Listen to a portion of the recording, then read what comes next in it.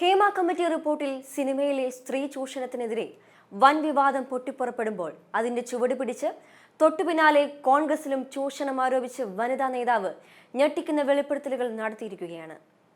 പ്രതിപക്ഷ നേതാവ് വി.ഡി. സതീശൻ അടക്കമുള്ളവരുടെ പേരെടുത്തുള്ള വിമർശനവുമായി തുറന്നടിച്ച് രംഗത്ത് വന്നിരിക്കുന്നത് കോൺഗ്രസ് പ്രവർത്തക സിമി റോസ്ബെൽ ജോണാണ്.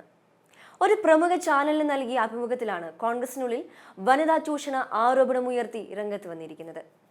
കോൺഗ്രസിൽ കടുത്ത ലിംഗവിവേചനം നിലനിൽക്കുന്നതായും വി.ഡി. സതീശൻ അടക്കമുള്ള പവർ ഗ്രൂപ്പാണ് ഇത് നടപ്പാക്കുന്നതെന്നും പറഞ്ഞു. സ്ത്രീകൾക്ക് പാർട്ടിയിൽ കടുത്ത വിവേചനം നേരിടേണ്ടി വരുന്നതായും പ്രായമായ സ്ത്രീകൾ നിരന്തരം അപഹസിക്കപ്പെടുന്നുണ്ടെന്നും പറഞ്ഞു.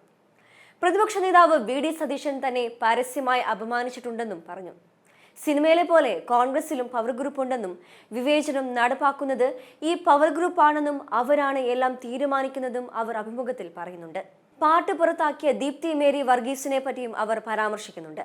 പുറത്താക്കിയ ശേഷം വലിയ പദവിയിൽ അവർ എങ്ങനെ തിരിച്ചെത്തിയെന്നടക്കം ഗുരുതര ആരോപണങ്ങളാണ് വി.ഡി. സതീശന് നേരെ ഇവർ ഉയർത്തിയിരിക്കുന്നത്.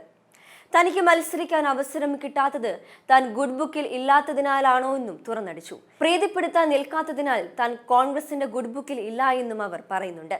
കോൺഗ്രസിൽ കാസ്റ്റിംഗ് കൗച്ചിങ് ഉൾപ്പെടെ ഉണ്ടെന്നും അവസരം കിട്ടാൻ ചൂഷണത്തിന് നിന്നുകൊടുക്കേണ്ട അവസ്ഥയുണ്ടെന്നും തനിക്ക് നേരിടേണ്ടി വന്നിട്ടില്ല എങ്കിലും മറ്റുള്ളവർ തന്നോട് അനുഭവം പങ്കുവച്ചിട്ടുണ്ടെന്നും അവർ പറഞ്ഞു. അവസരം കിട്ടാൻ നേതാക്കളുടെ ഗുഡ് ബുക്കിൽ കയറേണ്ടതുണ്ടെന്നും പറഞ്ഞു. ദീർഘകാലം പ്രവർത്തിച്ച സ്ത്രീകൾ പാർട്ടിയിൽ ഉള്ളപ്പോൾ പ്രവർത്തന പരിചയമില്ലാത്ത സ്ത്രീകൾക്ക് അവസരം നൽകുന്നെന്നും അവർ കൂട്ടിച്ചേർത്തു. കോൺഗ്രസിലെ വനിതാ നേതാവായ സിമി AICC അംഗമാണ്. കോൺഗ്രസ് പ്രവർത്തകയുടെ ഓഡിയോ സന്ദേശം കേൾക്കാം. അല്ല, ഇപ്പൊ അവസരങ്ങളുണ്ടല്ലോ. കഴിഞ്ഞ തവണ നിരവധി വനിതകൾക്ക് തെരഞ്ഞെടുപ്പിന് സീറ്റ് കൊടുത്തു. വലിയ ത്യാഗമൊന്നും സഹിക്കാതെ തന്നെയാണ് പ്രവർത്തന പാരമ്പര്യം ഒക്കെ നോക്കിയിട്ടാണോ കൊടുത്തത്? അല്ല, ഞങ്ങളുടെയൊക്കെ സമയത്ത് വെട്ടി നിരത്തുമായിരുന്നു. പക്ഷെ ഇപ്പൊ അതില്ല. ഇപ്പൊ KSUവിലും യൂത്ത് കോൺഗ്രസിലും ഒന്നും പ്രവർത്തിക്കണ്ട, മഹിളാ കോൺഗ്രസിലും പ്രവർത്തിക്കണ്ട, പെട്ടെന്ന് ലീഡർ ആവാം എന്നാണ് ഞാൻ മനസ്സിലാക്കുന്നത്. അവരുടെ സ്വാധീനം ഞാൻ ചോദിക്കട്ടെ, ഇവിടെ ദീപ്തി മേരി വർഗീസ് പാർട്ടിയിൽ റിബലായി മത്സരിച്ച് കൊച്ചിൻ കോർപ്പറേഷൻ തെരഞ്ഞെടുപ്പ് ഒരു സീറ്റിനാണ് മേയർ സ്ഥാനം ശ്രീ N. വേണുഗോപാലിന് നഷ്ടമായത്. അപ്പോ അവരെ പാർട്ടിയിൽ 6 വർഷത്തേക്ക് പുറത്താക്കി. അവര് തിരിച്ചു വന്ന വലിയ പദവിയിലാണ്. അവര് 6 മാസത്തിനുള്ളിൽ തന്നെ 6ആണോ 3ആണോന്ന് അറിയില്ല, അവർക്ക് 23 വോട്ട് കിട്ടിയതാണ്. അവര് പെട്ടെന്ന് നേതാവായി. പിന്നെ അവരിപ്പോ മീഡിയ സെല്ലിന്റെ ചെയർപേഴ്സൺ ആണ്. അവര് എത്രയോ കേസുകളിൽ പ്രതിയാണ്. നിങ്ങൾക്ക് എല്ലാവർക്കും അറിയാവുന്ന കാര്യമാണ്. അവരെ സ്പോൺസർ ചെയ്യാനായിട്ട് ഇവിടുത്തെ MP ഉണ്ട്, പ്രതിപക്ഷ നേതാവുണ്ട്. അപ്പൊ നമുക്ക് എന്ത് ചെയ്യാൻ പറ്റും? അത് എനിക്ക് സ്പോൺസർ ഇല്ലാതെ പോയത് എന്റെ അയോഗ്യതയാണോ? ആണോ? ഞാൻ വിശ്വസിക്കുന്നില്ലത്. മെറിറ്റ് ഉള്ളവരുമുണ്ട്, പക്ഷെ അവർക്ക് എത്തേണ്ടത് എത്താൻ പറ്റുന്നില്ല എന്നാണ് ഞാൻ മനസ്സിലാക്കുന്നത്. എന്നോട് ചോദിച്ച കാര്യങ്ങൾ ഞാൻ പറഞ്ഞു. നേതാക്കളുടെ ഗുഡ് ബുക്കിൽ ഇല്ലാത്തത് കൊണ്ടായിരിക്കാം. ഇപ്പൊ ഞാൻ പറയുകയാണെങ്കിൽ, ഇപ്പൊ ദീപ്തി മേരി വർഗീസ് ഉമ്മ തോമസിനെതിരെ വോട്ട് ചെയ്തതിന്റെ തെളിവ് സഹിതം ദല്ലാൽ നന്ദകുമാർ ഹാജരാക്കി. ദല്ലാൽ നന്ദകുമാർ വെല്ലുവിളിച്ചു, മാനനഷ്ട കേസിന് കേസ് കൊടുക്കാൻ പറഞ്ഞു. കൊടുത്തോ? അത്രയും ഗുരുതരമായ ഒരു തെറ്റ് ചെയ്തിട്ട് പാർട്ടി സംരക്ഷിക്കുന്നില്ലേ? ഇല്ലേ? ഉമ്മ തോമസ് എന്നോട് അതിനെ കുറിച്ച് സംസാരിച്ചതാണ്. നമ്മളെല്ലാ ചാനലിൽ കണ്ടതാണ്. കൂടെ ആരുമായിട്ടെങ്കിലും പോകല, അപ്പൊ ആരും കയറി പിടിക്കാൻ വരില്ല. ഇപ്പൊ ഞാൻ പറയും, ഇപ്പൊ സോളാർ കേസിൽ ഹൈബീഡനൊക്കെ പ്രതിപട്ടികയിൽ ഉണ്ടായിരുന്നാണ്, ഇല്ലേ? അവരൊക്കെ നല്ല ഭൂരിപക്ഷത്താണ് ഇപ്പൊ ജയിച്ചിരിക്കുന്നത്. അപ്പൊ ജനം ഇതൊക്കെ തള്ളിക്കളയുന്ന ഒരു ഇതാണ് എന്നാണ് ഞാൻ മനസ്സിലാക്കുന്നത്. ഇപ്പൊ ആർക്കെതിരെ എന്ത് പരാതി കൊടുത്താലും അങ്ങനെ ഒരു കാലഘട്ടത്തിലേക്കാണ് നമ്മളിപ്പോ പോയിക്കൊണ്ടിരിക്കുന്നത്. മോശമായി പെരുമാറിയിട്ടുണ്ടെന്ന് പറഞ്ഞവരുണ്ട് എന്നോട്. അപ്പൊ ഞാൻ എപ്പോഴും പറയാറുള്ളത്, നിങ്ങൾ എവിടെ പോകുമ്പോഴും, ഇപ്പൊ ഫിലിമിലാണെങ്കിലും ഒരു ഡിസ്കഷൻ ഹോട്ടൽ മുറിയിലേക്ക് തനിച്ച് ചെല്ലുണ്ടല്ലോ, കൂടെ ആരുമായിട്ടെങ്കിലും പോകല, അപ്പൊ ആരും കയറി പിടിക്കാൻ വരില്ലല്ലോ. അങ്ങനെയുള്ള ഒരു അഡ്വൈസ് ഒക്കെയാണ് ഞാൻ സാധാരണ കൊടുക്കാറുള്ളത്. അപ്പൊ നമ്മൾ നല്ലതായിട്ട് നമ്മുടെ ശിരസ് നമ്മൾ ഉയർത്തി നിന്നാൽ നമ്മുടെ ശിരസ് എന്നും ഉയർന്നു നിൽക്കും. ഒരു സ്ഥാനമാനങ്ങളുടെ പിറകെ പോവാൻ വേണ്ടിയിട്ട് വിട്ടുവീഴ്ച ചെയ്യരുത് എന്ന് ഞാൻ പറഞ്ഞിട്ടുണ്ട്. അപ്പൊ ഞാൻ അവർക്ക് കൊടുത്ത അഡ്വൈസ് അതാണ്. അത് എന്തുകൊണ്ടാണ് മോശമായിട്ട് പെരുമാറുന്നത്? ഇപ്പൊ തന്നെയാണെങ്കിൽ ഇപ്പൊ വരുന്ന എല്ലാ ഇരകളും വെട്ടക്കാരുടെ അടുത്ത് അവര് ഒറ്റയ്ക്ക് പോകുമ്പോഴാണ് ഇത് കാണുന്നത്. ഡിസ്കഷനും മറ്റേ കാര്യങ്ങൾക്കൊക്കെ എന്തുകൊണ്ട് അവർക്ക് കുടുംബത്തിലുള്ള ആരെങ്കിലുമായിട്ട് പോയിക്കൂടാ? അല്ലെങ്കിൽ ഫ്രണ്ട്സ് ഉണ്ടാവൂലേ? ഫ്രണ്ട്സ് ഇല്ലാത്ത ആരെങ്കിലും ഉണ്ടോ? ഇപ്പൊ ഞാൻ ട്രിവാൻഡ്രത്ത് എപ്പോ പോയാലും എന്റെ കൂടെ ആരെങ്കിലും ഉണ്ടാവും. ഞാൻ ഒറ്റയ്ക്കും സംസാരിച്ചിട്ടുണ്ട്. പക്ഷെ നമ്മളുടെ അടുത്ത് ആരും അങ്ങനെ പെരുമാറുന്നില്ല. എന്റെ അടുത്ത് അങ്ങനെ പെരുമാറുന്നില്ല എന്ന് പറഞ്ഞാൽ മറ്റുള്ളവരുടെ അടുത്ത് അങ്ങനെ പെരുമാറാൻ പാടില്ല എന്നൊന്നുമില്ല. ഇപ്പൊ ജോമോള് പറഞ്ഞു എന്റെ കഥയിൽ ആരും മുട്ടാറില്ല എന്ന്. പക്ഷെ മറ്റുള്ളവരുടെ കഥയിൽ മുട്ടുന്നുണ്ട് എന്നാണ് പലരും ഇപ്പൊ തെളിവ് സഹിതം പുറത്തു വിടുന്നത്. അവസരങ്ങൾ കിട്ടും, പോപ്പുലർ ആവാം, പ്രശസ്തരാവാം, ഇല്ലേ?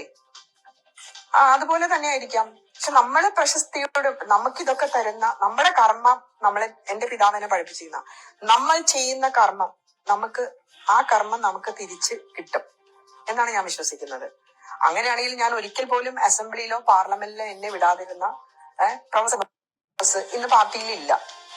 എത്രമാത്രം ദ്രോഹിച്ചിട്ടുണ്ട് എന്നെ, ഇല്ല? ലീഡർ പറഞ്ഞിട്ട് പോലും അദ്ദേഹം സമ്മതിച്ചില്ല എനിക്ക് എറണാകുളത്ത് മത്സരിക്കാനായിട്ട്.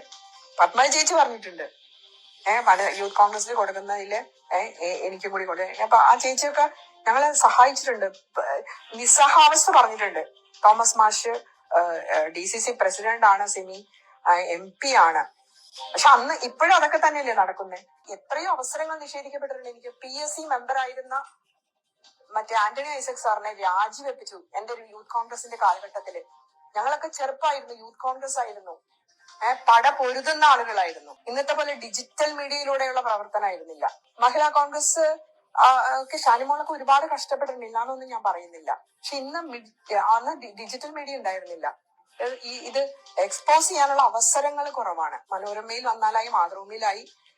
ഞാനൊക്കെ രാഷ്ട്രീയത്തിൽ വന്നപ്പോ ആയിക്കൂടി ഉണ്ടായിരുന്നത് ദൂരദർശൻ മാത്രമായിരുന്നു. പിന്നീട് ഏഷ്യാനെറ്റ് വന്നു. ഇന്നിപ്പം ചാനലുകളുടെ ഇതാ.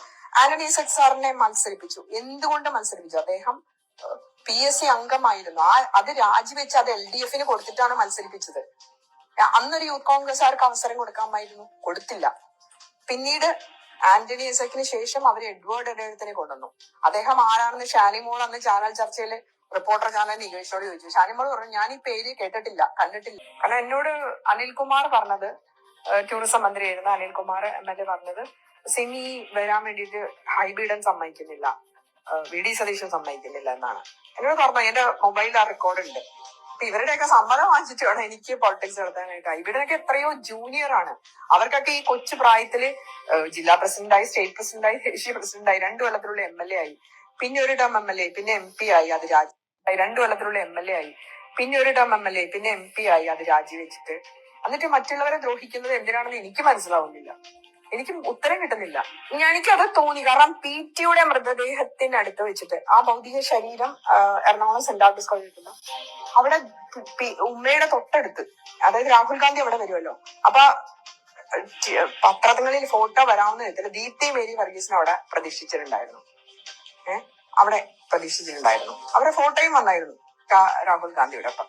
അപ്പൊ ഇതൊക്കെ ഒരു പ്ലാൻ ചെയ്ത് കാരണം അവരെക്കാൾ ഈ പാർട്ടിയില് തീർച്ചയായിട്ടും PT ഏറ്റവും അറ്റാച്ച്മെന്റ് ഉള്ള ഒരാളാണ് ഞാൻ, ഇല്ലേ? PT കൊണ്ടുവന്നില്ലെങ്കിൽ ഞാൻ ഒരു പക്ഷെ പൊളിറ്റിക്സിൽ ഞാൻ വരില്ലായിരിക്കാം, ഞാൻ കോളേജ് തെരഞ്ഞെടുപ്പിൽ മത്സരിക്കില്ലായിരിക്കാം. എന്റെ നോട്ടീസ് പ്രിന്റ് ചെയ്ത് PT ഉമ്മയും കൂടിയാണ് തന്നിരുന്നത്. അന്ന് അച്ചിലാണ് ഞാൻ രാഹുൽജിയെ ഇന്റർവ്യൂ ചെയ്തിരുന്നു. ഈ 33% അല്ല സ്ത്രീകൾക്ക് സംവരണം വേണമെന്ന് ആവശ്യപ്പെട്ട ഒരാളാണ് ഞാൻ. അതിന്റെ റെക്കോർഡ് എന്റെ കയ്യിലുണ്ട്. അതിന്റെ പ്രിന്റ്, അത് രാഹുൽജിയെ ഞാൻ ഇന്റർവ്യൂ ചെയ്ത ഇത് അച്ചില് കൊണ്ടുവന്ന് PT എന്നെ കൊണ്ടുവന്ന് കാണിച്ചിട്ടാണ് പ്രിന്റ് എടുക്കുന്നത്. അത്രമാത്രമൊക്കെ ഞങ്ങളുടെയൊക്കെ ഒരു പൊളിറ്റിക്കൽ കരിയറിൽ ശ്രദ്ധ ചെലുത്തിയിട്ടുണ്ട്. ഉമ്മയും അതെ, PT അതെ.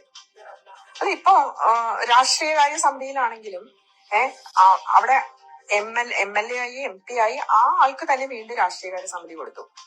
എനിക്ക് അർഹത ഉണ്ടായിട്ടും എനിക്കത് നിഷേധിക്കപ്പെട്ടു.